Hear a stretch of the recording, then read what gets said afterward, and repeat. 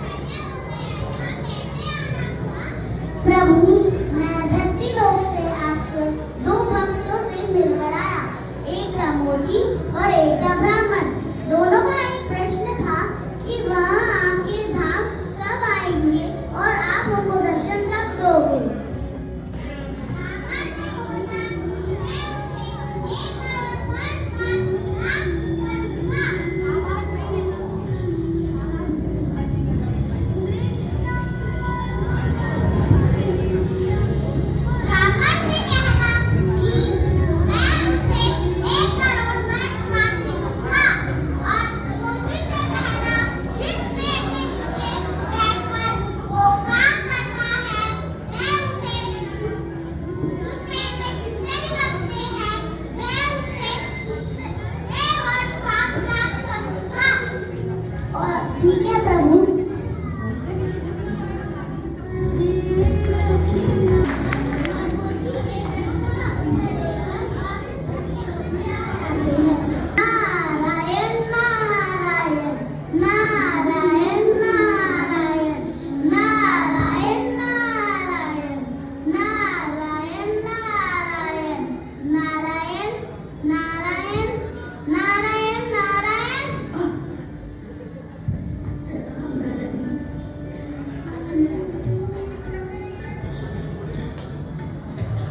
क्या आप मेरे प्रश्न का उत्तर लेकर आए हैं नारद मुनि? हाँ, प्रभु ने बोला कि वह तुम्हें 1 करोड़ वर्ष बाद प्राप्त करेंगे।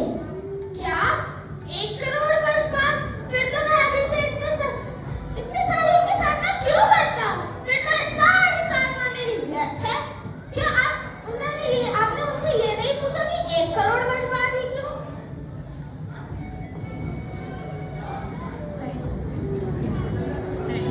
अच्छा, और वो क्या कर रहे थे?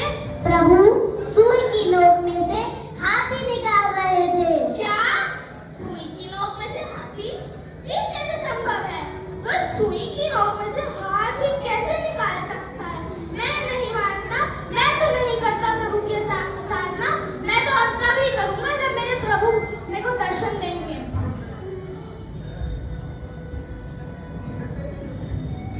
भगवान के ऊपर कुछ भी विश्वास नहीं है।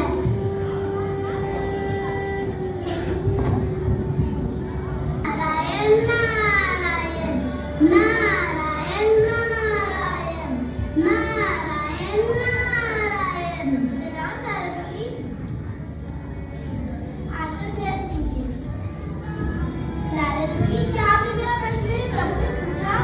हाँ, प्रभु ने बोला जितने इस पेट में जितने पत्ते हैं प्रभु उतने वर्ष बाद तुम्हें दर्शन देंगे। क्या मेरे प्रभु मुझे दर्शन देंगे? हाँ। और मेरे प्रभु क्या कर रहे थे? प्रभु सुई की नोक में से हाथी निकाल रहे थे।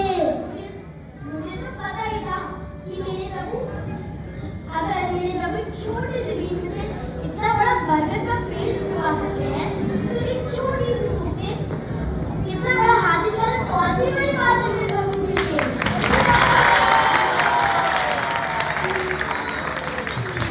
अरे इस भक्त को तो भगवान के ऊपर कठोर विश्वास है।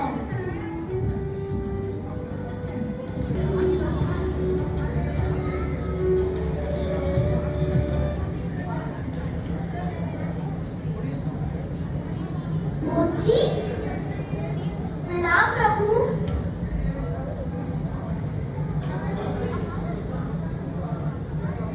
प्रभु आप आ गए? हाँ, मैं आ गया। प्रभु आपने तो बोला था कि जब इस सारे वृक्ष के पत्ते झड़ जाएंगे जब आप आएंगे। नहीं, जो मेरी सच्ची श्रद्धा और ध्यान से भक्ति करता है,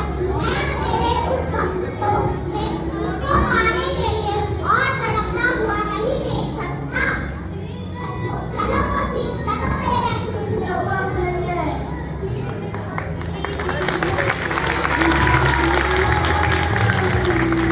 नारायण नारायण नारायण